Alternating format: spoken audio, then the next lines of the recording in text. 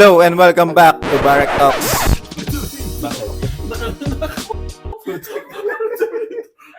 Nagulat kasi ako nag-start game. Ulan. Start mo. Hello and welcome back to Barrack Talks with Vince. And Mark. And today ang pag-uusapan natin ngayon medyo malalim na naman. Yes. Kasi trending ngayon sa social media, mapa Facebook pa, Instagram, YouTube or kahit ano pa, yung kung paano ba maging successful ang isang tao. Yes. And today's episode ay yung itatakal natin, yung mga POV natin about doon. Pero not necessarily na nasabihin natin successful tayo. Oh no, definitely for sure. I think may mga content na tayo masyado out there. Masyado na maraming content telling people paano maging successful, ganun. So parang for us, we want to share a different type ng POV wherein we're going to discuss ano yung definition ng success para sa atin, para sa'yo individually, para sa akin individually, and ano ba nakikita natin na parang meaning ng success overall. Yeah. So, nabanggit ko kanina nung nag-intro ako, yung trending sa SOCMED, yung pagiging successful. Uh-huh. So, sa tingin mo ba pare, bakit trending sa social media yung successful or pagiging mayaman or maraming pera? I think reality na lang din siguro. Like, top of my head, kapag kasi pinag-usapan yung success, first thing that comes to mind is pera. Kasi ngayon, again, going back, reality, pagka wala kang pera, hindi ka makakalabas. Wala kang pera, wala kang kakainin, wala kang...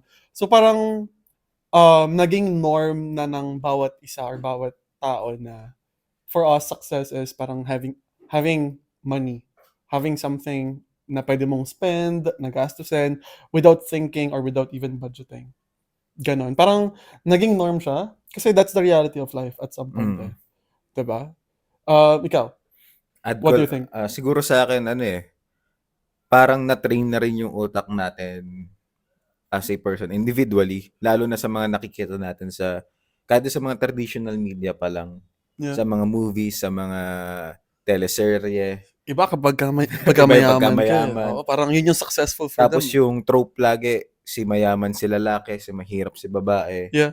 Tapos tutulungan makaahon sa hirap si babae nung lalaki na mayaman. Yeah. So parang sa ganun, na-apply din natin siya in real life. Kaya siguro trending pa rin siya hanggang ngayon. Kasi hindi lang naman siya ngayon nagte-trend eh. Dati pa yan, mula pa nung mga Ever pelikula since. dati, ever Yeah, since, hindi ever naman since. nawawala yung ganyang Yeah. Pati- type of content eh. Come to think of it, paano ba tayo pinalaki ng parents natin, bro? Like, nung pinanganak tayo, kaya tayo pinag-aaral para magkaroon ka ng maayos sa trabaho, para yumaman ka, Para magkapera ka. and then that's success for them. Mm. Diba? So, parang ina-adapt na lang din siguro right now ng mga content creators yung idea na success is kapag ka marami kang pera. Success kapag ka kaya mong bilhin to, kaya mong gawin yon, kaya mong like afford anything na available. Which is okay lang din naman on some areas na parang Yeah. mag-push ka na Yeah. maging For sure. mayaman ka or mapera ka para syempre sa future mo, sa present mo rin na buhay. True. Parang nagiging toxic lang siya paminsan kapag ka yung sabihin mo na i-compare mo yung sarili mo doon sa parang normal na tao or normal na True. na employee. True. Or kahit ano pa. Kasi parang nagkakaroon siya ng bias pa rin eh. Mhm. 'Di ba? Parang kasi yung mga tao may kanya-kanyang gusto, may kanya-kanyang hilig, may kanya-kanyang daan para marating yung success sa kanya. Baka yung success mo, iba yung sa meaning ng definition, iba yung definition niya para sa'yo. 100%. 'Di ba? Yeah. So kaya rin ngayon, yung syempre, nasa SOCMED tayo, pagka nakikita ko rin dumadaan sa feed ko yung ganun type of content, halo-halo rin, mix din yung reactions about doon. Mhm. Merong nag-a-agree doon sa sinasabi ni content creator, meron din naman mga kumukontra. Yeah, for sure. Yeah. Which is parang okay lang din naman. Parang at least yung iba nade-develop din na mag-isip Mhm. na hindi lang basta naniniwala sa sinasabi ng iba, pero meron pa rin namang iba na nag-a-agree, which is okay lang naman kung pinaniniwalaan nila yung ganong content. Yeah. Parang yung content creators that actually produces yung mga ganitong type of content, I feel like may pros and cons siya in terms sa mga viewers. Tayo na viewers kasi main advantage niya is for them to keep on challenging yung mga viewers niya, to make sure na, alam mo yun, parang, and ito yung type ng success, maybe this is the type of success na gusto mo rin, and ito yung mga step by step para na-achieve ko siya. Pwedeng hard work, pwedeng networking, pwedeng other types of ways para yumaman. Pero it gives yung viewers ng challenge to strive better and para to work better on themselves and how to get reach. And then I see it as a disadvantage din at the same time kasi may tendency for us viewers din na i-compare yung sarili natin dun sa success, dun sa definition nila ng success. Diba? Oo. Kasi parang once na makita ko, let's say for example, si ABC, successful na entrepreneur. And then let's say for example, ako, gusto ko maging entrepreneur. And then nag-start ako ng business ko. But yung success ko is different. I mean, yung progression ko is different from his. So from there pa lang, you're just going to keep on comparing yourself dun sa idol mo na entrepreneur. And it gives you such pressure na sometimes may chance na kainin ka ng pressure that's going to like kill your parang break you down. And that's why I want to say na for me personally, I believe that success subjective siya. It's something na pwede magbago from definition of A, B, C, and D from different person. Just like what you said kanina, diba? Parang yung success ni ganito may or may not be a success for these for these people, kanon. And that's it. So parang for me, I just want to say na success is something na gusto mong mangyari sa'yo na magiging masaya ka sa outcome. So it may be, ako, let's say for example, success for me is being able to give back. Like yung blessings ko, being able to give back, that's success for me. For some others, success is having like 6-7 figures sa bank accounts nila. That's them. Sometimes success is parang makita mo yung others around you being successful. That's them. So parang, yeah, it's not something na success, pagiging mayaman, that's it. No. I think if there will be people na magsasabi nun, I think that's success for them. Yeah. And you don't have to necessarily adapt to that kind of opinion or perspective kasi bawat tao unique, bawat tao may kanya-kanyang utak and mindset. And for me, you define your own success. If let's say for example, you're seeing, I mean, wala ka nakikita na nagfi-fit dun sa personality mo na type ng success, then create your own type of success. That's how I see it. Sa akin din kasi merong iba-ibang type ng success tulad nga na nabanggit mo kanina. Yep. Not all the time financial success yung hinahanap ng isang tao. Yes. Meron din halimbawa sa fitness. Yeah. Let's say na gusto mo mag-lose ng weight ng ganito, target mo yung ganito. Yep. Success na nila 'yon. Yes. Diba? Agree. And yun nga, yung going back to sa sinabi mo kanina, yung giving back, pwede sa parents mo, sa friends or family or kahit sinong family member mo. Agree. And success na sa kanila yon kahit anong mangyari sa kanila. Although sabihin natin na part ng kanilang salary yung binibigay sa parents nila. And yun yung success nila. Yeah. Not necessarily na buying expensive things, living luxurious life. Yeah, sports car And stuff. Siguro sa kanila, that's it. Yeah. ayun yung success sa kanila. Yeah. Ayun yung definition ng success nila. Ang mahirap lang din nga doon kasi, nagkakaroon minsan ng trap dyan eh. 'Di ba lagi mo ngang may compare yung sarili mo at his or her age na successful entrepreneur, content creator, or kahit sino pang ina-idolize mo. Lagi kang mapapaisip, bakit gantong edad na-achieve na niya kaagad yung ganitong success? Pero ako, hindi ko pa rin nararating. Parang doon, mapapaisip ka na dapat na, siguro, imbis na panoorin ko sila, mag-build din ako ng para sa akin. Yeah. Kasi kadalasan ganun yung nagiging trap eh. We're more on panonood dun sa ginagawa ng ibang tao, pagiging specific ba or tutok sa lahat ng ginagawa nila na nakakalimutan na natin yung sarili nating progression. Yeah. Na hindi na tayo nakakausad dahil kaka-compare natin sa mga ina-idolize natin.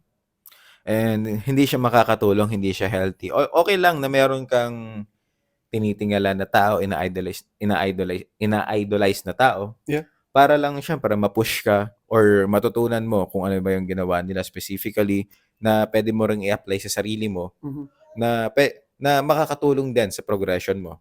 Pero not all the time tama sila kasi lahat naman tayo tao eh. Yes. May mga pagkakamali rin sila na ginagawa na hindi lang natin alam. Kasi, syempre may mga PR yan sila. For sure. Di ba? Although yung iba, pinapublicize talaga. Mm. Di ba? Parang pinipili lang naman nila, controlled media lang naman yan, di ba? Mm. Kaya lahat naman na nakikita natin sa sarili na lang natin, conscious effort na lang natin kung ano yung consume natin na media eh. Agree. Imbis For na sure. parang i-look down natin yung sarili natin na kung bakit hindi ko pa na-achieve tong type of success na to dahil sa nakikita ko. Gawin mo siyang inspiration. Yeah. Imbis na i-compare mo yung sarili mo doon. I think dyan papasok yung idea ng parang healthy inget. Oo. Diba? For me, two sides yung pagiging inget. I mean, one is of course yung positive, and then the other one is yung negative one. Of course, yung negative one, we don't have to talk about it. Like, inget to the point na gusto mo na manghila ng iba just because super successful na sila, etc. Of course, that's not good. Pero what I want to point out is yung healthy type ng inget, like yung positive, like say for example, ka-age ko siya, and then may business na siya, may kotse na siya, may bahay na siya. So, how about for myself? I mean, if kaya niya, kaya ko rin. Diba? So, nakita ko siya nag-work hard siya, nakikita ko siya nag-OT siya, nakikita ko yung extra length na mga ginagawa niya just to make sure na nagiging successful siya. Like, nag-grow siya as a person. So, why not copy it and maybe gumana rin sa akin? So, yun yung mga healthy type of inget na I would say na that's okay. That's okay. Kasi, I think one thing na constant is change. So it may be changing your lifestyle, it may be changing your mindset, your POV, but bottom line is, change is constant. And if hindi ka makakapag-adapt, if hindi ka makakapag-do ng something that's going to evolve yourself or transform yourself to be a better person than you are today, then I think that's going to lead you to failure. So doing it opposite, like if you do something every day that's new, if you're changing yourself, continuously working on yourself, I think you'll be able to reach to the point na you can call yourself as a successful person talaga, for sure. Pero dito naman sa episode na to, not necessarily na parang tinitake namin as negative yung mga content creators ngayon. Definitely not. Yeah. Dun sa lalo na yung mga nagko-content, lalo about sa definitions, financial advice, yung mga opinions nila. Yeah, for sure. Ano naman to, opinions lang namin, and sabi nga namin kanina, good thing. May pros and cons. May pros and cons siya. Yeah, depending sa viewer lang. Depende sa viewer na lang talaga. Yeah. Kung paano mo siya iti-take, kung bang lagi mo siyang panonoorin, lagi mo siyang susundin. Yeah, adapt mo ba or will you take it negatively?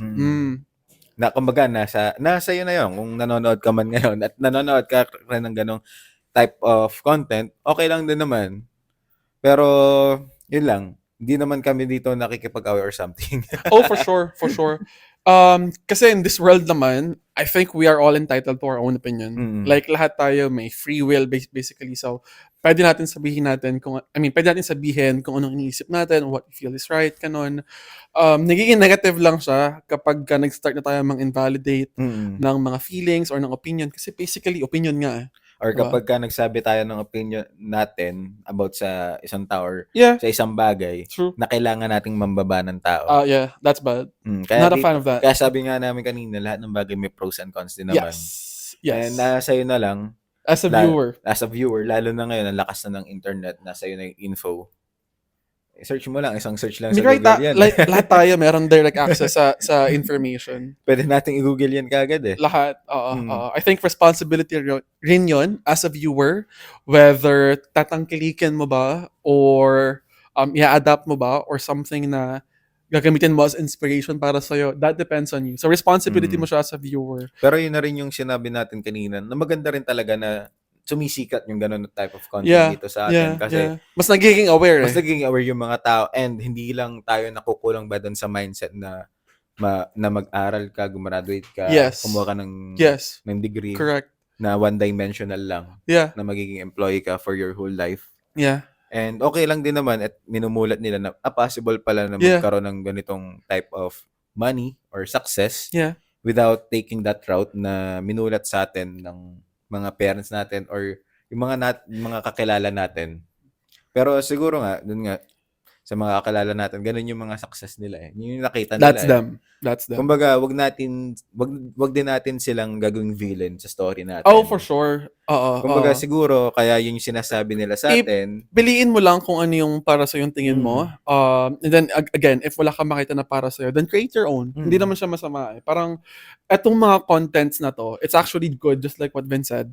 It's actually good kasi it gives us a new set of POV, perspective, as to how we can be successful in our own lives. It could be about, nag-work sa company, minsan entrepreneurship, minsan setting up your own business, ganon, etc. So depende talaga siya sa'yo eh. So parang it's actually really, really good kasi tulad nga ng topic kanina, lahat tayo may access directly sa mga content na to. And it's all available out there. Diba? So parang from there, if you don't know something, just Google it out. Search mo lang. Mag-search ka lang. Just do your Dali naman research. makita eh. And then you can start it on set. You can build upon it yourself on set. Diba? So wala nang restriction in terms of me not being able to educate myself. Wala nang restriction na, wala naman akong source ng information kasi. Diba? So, wala na yung restriction na yun. That barrier, definitely wala na siya. So, I feel like magandang opportunity na siya. And guys, people like Chinky Tan, like, I've seen a couple of his TikTok videos wherein nagsashare lang ng basic knowledge lang about financial stuff. Dun lang, ma-educate ka na. Para makikiliti na yung utak mo dun. It could trigger something like curiosity, ganon. Pero itong mga content na to, again, responsibility as a viewer as to how you're going to get the message, positively or negatively. Pero of course, yung intent naman nun is always positive, pero depende pa rin sa'yo. Parang ano lang din lagi, take it with a grain of salt palagi. Palagi. Saka sila rin naman yung mga content creators and stuff na yan. Naniniwala din naman ako na magandang intention nila eh. Na talagang gusto lang nila makatulong sa atin, sa mga viewers, katulad mo na nanonood sa amin ngayon, na mag-share lang din ng knowledge nila. Ngayon, ano nang gagawin mo dun sa knowledge na yun, na share nila? Paniniwalaan mo lang ba yun o you're gonna do something about it? Search ka ba kung paano nila ganawa yun? Validate mo ba? And siguro, okay na yung na nabigay niya sa'yo yung mga basic info. Pero syempre, diskarte niya na yun kung paano niya nilaro to gain his success. And sa'yo na rin kung paano mo gagamitin yung knowledge na yun. Kung manonood ka lang ba na manonood sa kanya o mag-aaral ka lang din to do something about it. Di ba? Agree. And ayun na. Ayun din, yung con kapag ganun yung nangyari. Ang mangyayari is parang okay lang na uhaw tayo for success. Okay lang naman talaga yun eh. That's good actually. Ang problema is parang magiging obsession na natin yun na madidemonize natin lahat ng nakapaligid sa atin na hindi natin kapareho ng mindset. Ayun yung nagiging toxic and nagiging con nung ganong type of content na sumisikat ngayon. Kasi 'di ba parang nangyari, hindi kita kapareho ng mindset. Hindi ka makakatulong sa akin. Ayun na yung mali. Iwan kita. Ayun nga sabi nung isang content creator. Focus sa goal. Iwan lahat, pati pamilya. Yeah. Which is wrong naman talaga. Yeah, I think yung mga content na ganitong type or ganitong klase, I wanna say na dito importante yung responsibility as a viewer. Tsaka critical thinking. Like, critical thinking. Kasi I've seen a couple of videos then, both locally and internationally, wherein ganito yung mga content na ino-offer nila for the viewers. And to be honest, may mga magagandang lecture din naman, may mga magagandang bits. Pero I think where the problem comes in is kapag tinitake nila literally yung mga message and masyado nilang nagiging fanatic sila basically ng mga nung mga content creators na to, wherein they don't see something na mali dun sa content na pinoproduce nila. I think that's where yung downside pumapasok yung sa mga ganitong content. Kasi may mga content creators wherein pinopromote nila na you should take care of yourself. Kasi yun yung pinaka-importanting asset mo, ganon. Which is good. Pero minsan may kahalo yon na bababaan mo yung tingin mo sa iba kasi masyadong pinapahalagan yung sarili mo. So I think that's where kailangan mong intindihan as a viewer na no, dapat may sarili ka pa ring values and not because ina-idolize mo yung content nila, hindi mo dapat isipin na lahat ng sasabihin niya is tama.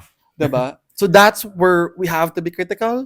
And I think, again, yun yung responsibility as a viewer na hindi dapat mawala eh.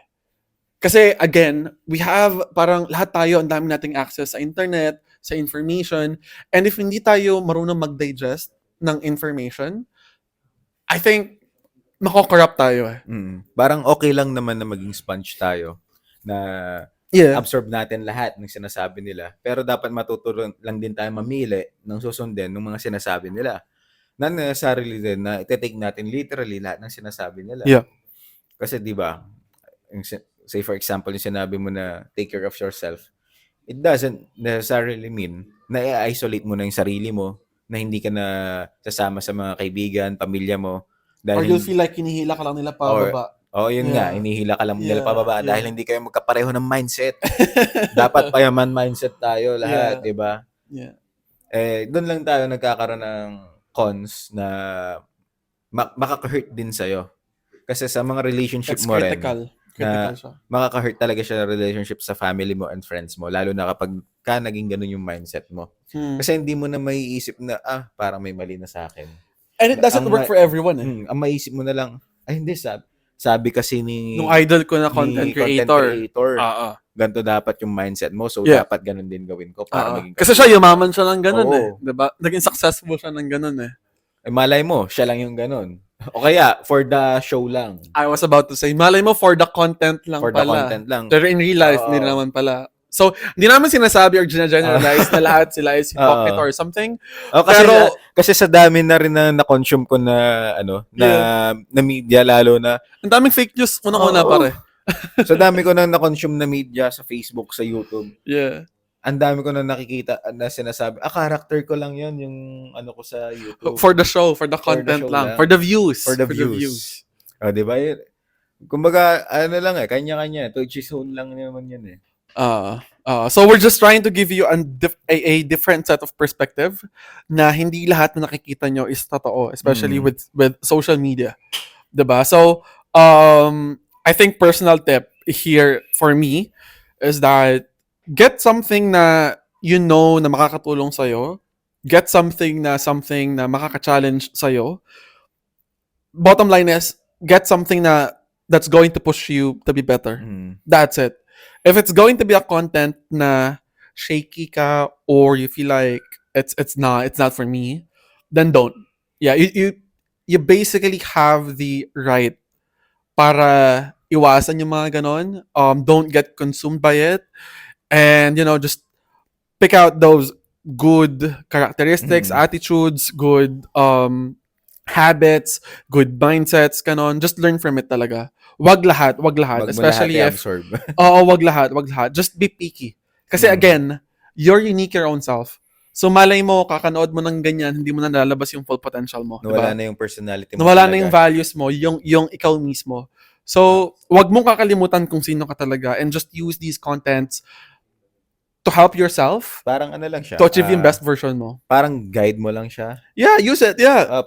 Leverage on it. Nasa iyo lang din. Kung diskarte mo pa rin yan. True. Pero don't take it as a parang religion mo na. Or parang Bible na or step by step something. Kung ano yung sinabi niya. Susundin ko lang lahat. Yeah. And doon na yung papasok din sa last part na topic natin dito sa episode na to is wag tayo maghabol sa success. Kasi ang nangyayari ngayon, lalo na ngayon, sa age natin ngayon, sa SOCMED, yung pinag-uusapan nga natin ngayon buong episode na to, sabihin na, let's say na yung napapanood mo na content creator is ka-age mo lang, and na-achieve na yung ganitong lifestyle, meron na siyang ganitong businesses, meron na siyang ganitong sasakyan. Syempre, normal lang yon as a person na compare sarili mo. Yeah. Normal lang talaga yon. Pero ang minsan, nagiging mali doon, tapos nagli-lead to stress, is yung palagi natin kino-compare yung sarili natin sa kanila. Lagi mo tatanong sa sarili, ano ba yung mali kong ginagawa? Ano ba yung diskarte na ginawa niya? Na imbis na itanong natin kung paano niya ginawa yon, ang lagi natin tinatanong sa sarili, bakit siya nasa ganong edad pa lang, ganito na yung achievement? Ako, nasa ganitong edad na, wala pa rin ako nung meron siya. Kaya ayun lang din sa akin, kapag palagi mong chine-chase yung success, and success lang yung nasa end goal lang yung nasa isip mo, hindi ka na makakakilos ng maganda eh. Yeah. Parang gusto mo nang skip yung Frustrated ka na lagi. Frustrated ka na palagi. Gusto mo nang skip yung trial and error process mo. Yeah. Let's say yung mga entrepreneur na mga kilala ngayon, sila Mark Cuban, sila Richard Branson ba yun, sa Virgin. Kung isa-search mo yung mga history nila on their businesses, nakaranas din naman sila ng mga failure eh. Ngayon lang kasi na-highlight, successful na sila. Yeah. Pero kung hindi ba nila naranasan yung mga failure na yon, makikilala pa ba natin sila ngayon? They won't be dun sa stage na meron sila ngayon. That's for diba? sure. Si Mark Cuban, naalala ko, meron siyang una naging business during his college days. Since binanggit mo si Mark, nung bata siya, nagbebenta siya ng, I'm not sure if newspaper. Nangangatok siya bawat bahay. Tapos yung naging business niya nung college is parang bar ata yun, na merong mga dance studio kasi nagsasayaw din siya noon. And okay, una siya, pero hindi siya sustainable, so nag-close yun. Tapos they eventually nag-college siya, tinapos niya. Meron siya mga naging trabaho. Naging empleyado rin si Mark Cuban. Yes. Hindi siya naging automatically mayaman kagad. Hindi siya pinanganak din na mayaman. Hindi rin siya pinanganak na mayaman. Oh, true.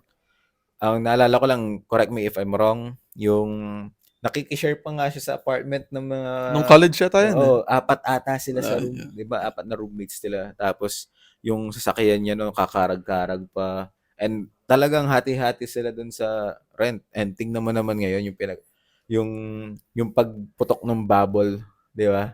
Dun sa .com bubble. Yung binenta niya sa Yahoo, yung una yung platform, yung sa streaming nun. Kasi siya yung parang umpisa ng sports streaming eh.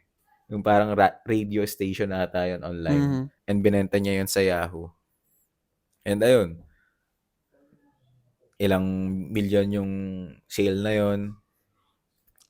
And hindi lamang, saka tama, after niyang makabenta nun, yung iba magre-retire na ako. Kasi nakabenta na ako ng gantong kalaki na halaga eh. Millions of dollars na eh. Yeah. Pero siya, hanggang ngayon, di ba, lumalabas siya Shark Tank. Yeah. Ang dami niyang mga investment sa mga companies. Nagda-diversify pa rin siya. Diversify ng pera niya. Didn't stop there. Hindi din stop there. Kumbaga, araw-araw pa rin siya nagtatrabaho. Imagine, bilyonaryo ka na and bumibili ka na ng mga kumpanya. Bumibili ka ng kumpanya. But you're still working hard. Still working hard. And not a joke yung pagmamanage ng company talaga. Whole company yun. Kasi yung mga stakes na binibili niya sa Shark Tank hindi biro yun eh. Yeah. Di ba? Parang kung ano yung level of success niya, ayun din yung level ng hard work niya. Dedication niya. Dedication niya. Talaga. Yeah. Ayun nga, yung lagi niya quote na sinasabi niya, sweat equity yung ginagamit niya palagi. I like that one. One. Yeah. And ayun lang, siguro ako nung nakilala ko nalaman ko yung story ni Mark Cuban, hindi lang yung end goal yung tinignan ko, kumbaga yung process niya eh. Kasi kumbaga nga in NBA terms, trust the process kay Embiid, di ba? Sa Sixers, ilang seasons sila nag-tank. And MVP caliber naman yung inantay nila, di ba? Yeah, true. Ikaw, anong take mo dun? Just like what you said, it's trusting the process. And parang for me, to be honest, it's falling in love more sa process rather than the result or yung success. Kasi I think I mentioned this sa mga previous podcast natin, pero once you fall in love or masyado mong i-romanticize yung results or yung success, parang it's going to lead you to a lot of frustrations din eh. Kasi imagine if you're going to enjoy and just be committed dun sa process. Like, you don't care, basically, kung ano magiging resulta. Say, for example, basketball, very basic example. Shooting drills, dribbling skills, defensive skill drills, kanon. Like, you keep on working hard every day. Diba? And then, hindi mo tinitignan na magiging PBA player ako, or magiging NBA player ako, or magiging magaling kang basketball player overall. But because, naging committed ka dun sa process na everyday magta-training ako. Like, paghihirapan ko lahat. 5 a.m., disiplinado ako, consistent ako with everything. You don't even have to tell yourself na gusto ko maging magaling. Yung result will speak for itself. And then from there, that's the result, that's the success na gusto mo. Like, magaling ka na. And why? If you're going to have a look back, that's all the things na hard work. Like, yung puyat mo, diba? Lahat ng hard work mo, yung pagod mo, dugot pawis mo, all of that.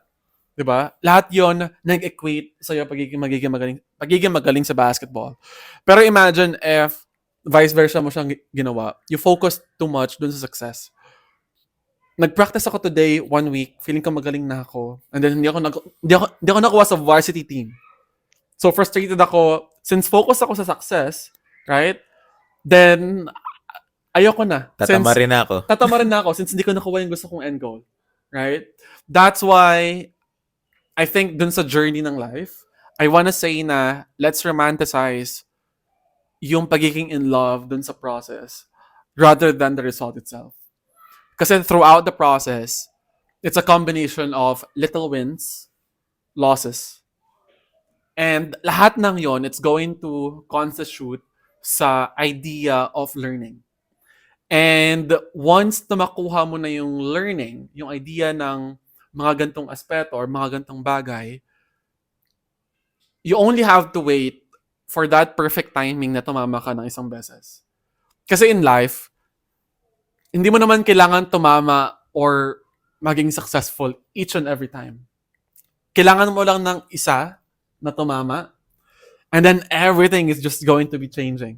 Diba? Parang negosyo. Diba? Mag-try ka ng 10 negosyo, kunin mo lang yung learnings. Bumagsak, that's okay. Just fight through it. Enjoy the process. Just live through it. And then magnegosyo ka ng isa na tumama. Like, bago yung lahat ng buhay mo. And then looking back, gosh, if hindi ko ninegosyo yung 10 failure, I wouldn't be here. Hindi mo inumpisahan. And imagine, if nag-focus ka lang na gusto ko yung unang business ko, yumaman ka agad ako. And nag-fail. There's a possibility, there's a chance na mag-stop ka na. Right? Pero if yung mindset mo is, I have to enjoy the process, I have to live through it, I know na hindi magiging successful each and every time, but since I'm enjoying the process, I'm just going to push through it. Imagine if you have that, and then imagine if mangyari yung one click. Like, after 100 try mo, after 40 years, after 30, 10 years, nangyari yung success na yon, mangyari yung boom na yon, that's all worth it. And diba? kung nagiging consistent ka. Consistency, yeah, agree. Yeah. It comes with discipline, it comes with the whole process itself. Kasi going back, if nagtry ka lang for 1 week, for 1 month, then nag-stop ka kasi hindi mo nakuha yung gusto mong result or yung desired outcome, inayawan mo na. Ibig sabihin, hindi ka talaga committed para doon. Hindi ka committed sa process. Hindi ka para, tsaka baka, sign na rin yun na hindi ka para doon. Could be. Di ba? Could be. Yeah. Baka you're chasing the wrong, wrong path, the wrong path, journey. Yeah, diba? Yeah. So parang, at the end of the day, alam ko na ang importante for us is results. Like, that's given. Pero I feel like, as individuals, as a young adult, I would like to say, yeah, I think kailangan tayo magkaroon ng shift sa mindset na let's focus more on the process itself rather than focusing on the result. Kasi I feel like ma-attract natin yung success, yung result na para sa atin once committed tayo dun sa proseso overall. Add ko lang, no, halimbawa nga dun sa sinabing sa 10 businesses. Example lang, gusto mong magkaroon ng ganun, karami na business. And hindi mo pinagdaanan, let's say, hindi ka dumaan sa trial and error. Yeah. Nag-handle ka ng gantong karaming tao, nag-handle ka ng gantong kalaking pera. Ma-overwhelm ka. Kumausap ka ng gantong karaming supplier. Yeah. Mabibigla ka eh. Yeah. Kasi hindi mo pa nararanasan eh. Correct. True. And ayun yung hindi nate-take for granted natin pag naririnig natin yung ganung mga types of stories or content na hindi na ipapublicize kasi mahirap naman talaga gawin yun eh. True. Pati imagine yung Yung stress. yung toughness mo, like Oo. emotionally, Kasi mentally, you're physically. gonna deal with people every day eh.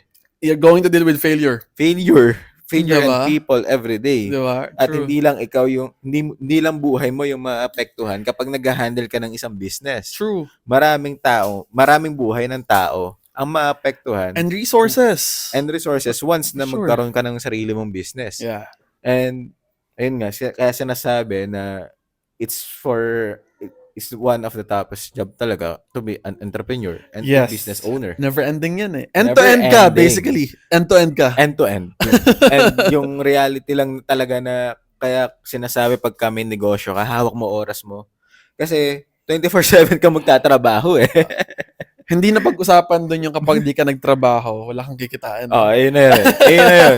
Kasi pag may negosyo ka, ikaw sa communication, sa Yeah, supplier, yeah. ikaw sa marketing, ikaw Mm. sa finance, Social sa media. production, sa social media. Lahat. Ikaw everything. lahat yan. 5-in-1, 10-in-1 ka. And yung Pero kapit mo oras. kapit mo oras. Siyempre, mahawakan mo lahat yun eh. Trabaho mo lahat yun eh.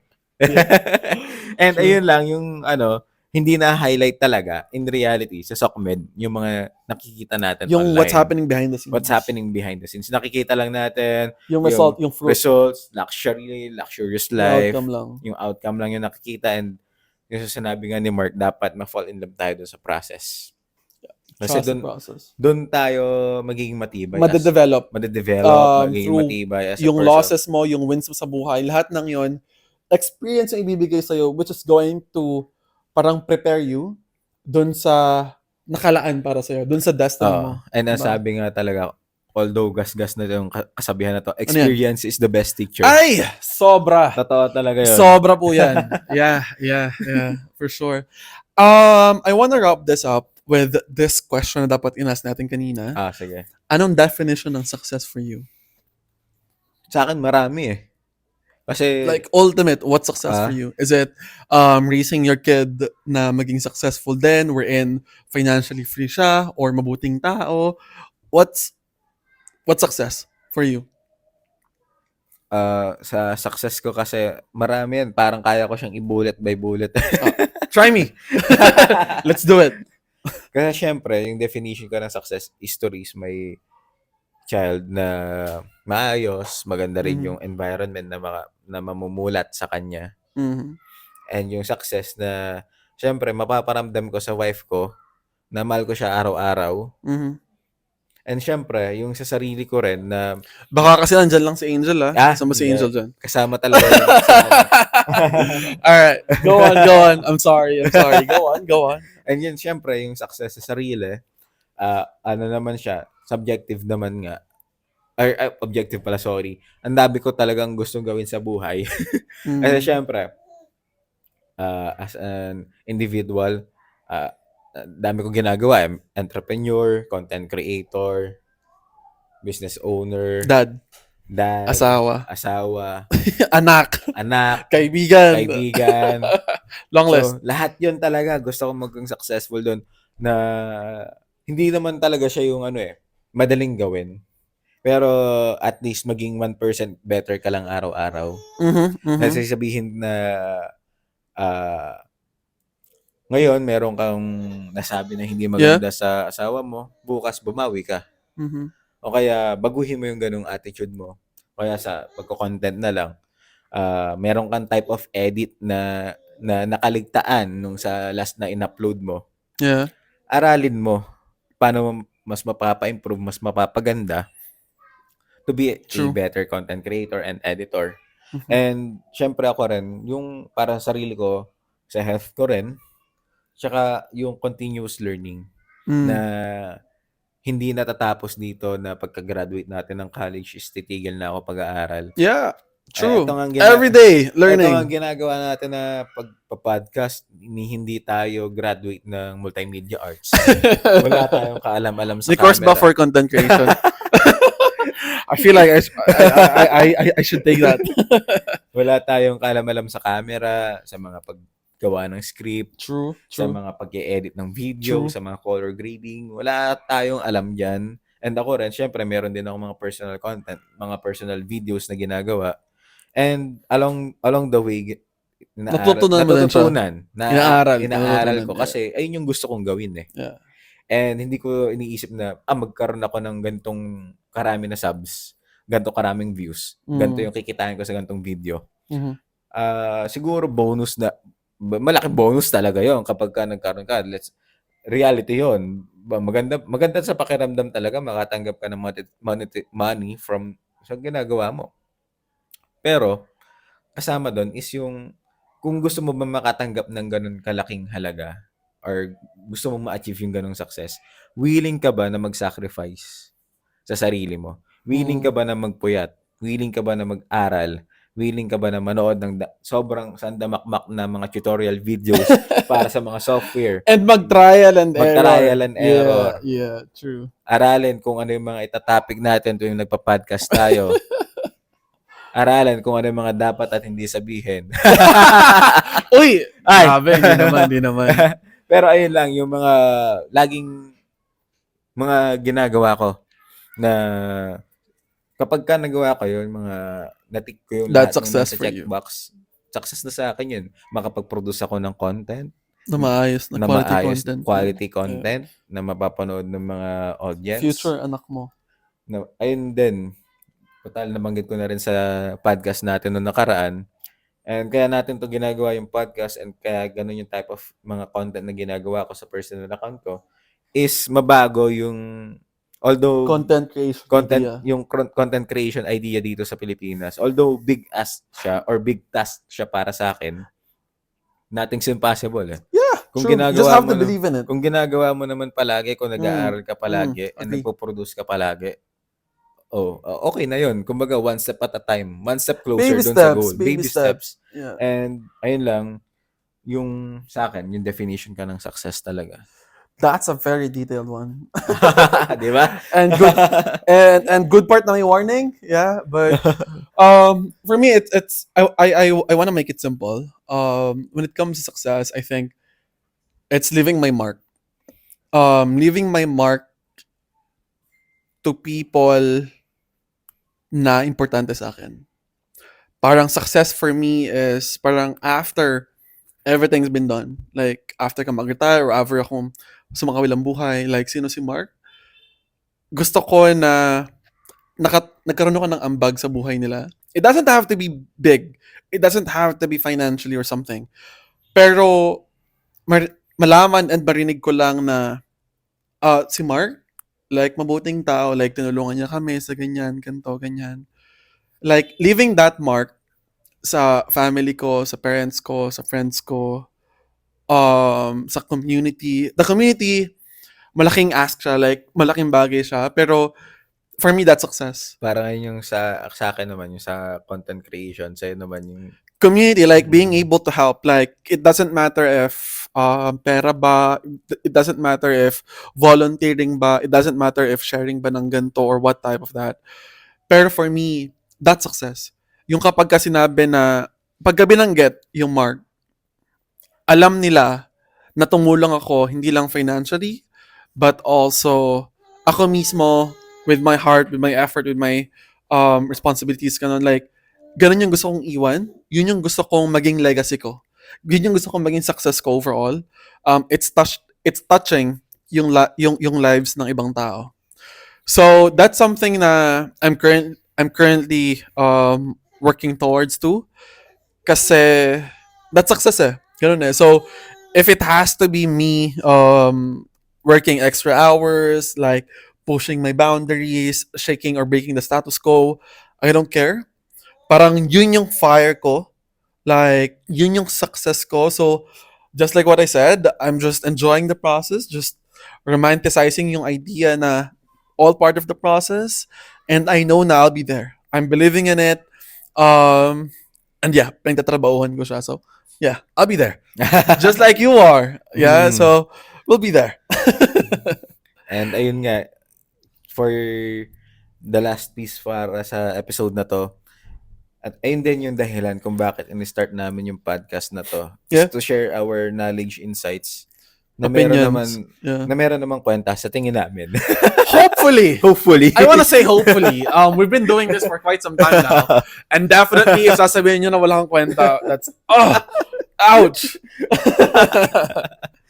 Ayun lang, sana nag-enjoy kayo dito sa episode na to, and kung meron pa kayong topics or suggestions na gusto nyo pag-usapan dito sa next episode ng podcast ng Barek Talks, comment nyo lang dyan sa baba. And malay nyo, ayun yung mapili namin na topic, di ba? Yeah, more than happy to touch on something na gusto niyo pag-usapan here sa Barek Talks. Most probably about inuman topics man yan or what, definitely we're open to have it. Just put it down there. At ayun nga pala, shoutout nga pala sa live viewers natin ngayon. Ngayon lang namin to ginawa kasi usually kami lang laging dalawa yung nagpa-podcast dito. Yeah, ayaw namin ng may tao. Kasi we feel like nakaka-conscious siya, like speaking our thoughts. But this time, it's a bit different. We're a bit confident now. Ayan, syempre yung napakagandang asawa ko, si Angel, tsaka si Amara, nandyan. So, dalawa na agad sila. My partner and my future partner, Iya, and then our friends, Joseph and saka Charles. Si Charles. Kaway-kaway naman kayo. So, 1, 2, 3, 4, 5 live viewers. Sila yung kasama namin mamaya sa Tunay na Barakan. Oo. So, yan lang. Hopefully, nag-enjoy kayo sa episode na to. And, ayun lang. Sana nakaambag kami sa inuman nyo tonight. Or today, or this lunchtime. But yeah, that's bad. Drinking ng tanghaling tapat. Pero I hope na nakaambag kami sa maganda and spicy na chikahan. We appreciate you being part up until this point. So we do hope to see you on the next one. So once again, this is me, myself, and I, Mark. And this is Vince. I-play nyo kami habang nagiinuman kayo. Kung di pa kayo nakasubscribe, mag-subscribe na kayo, mag-comment na kayo. Yeah, so we'll catch you on the next one. Bye for now. Peace. Peace. Drink moderately. Yeah, for sure.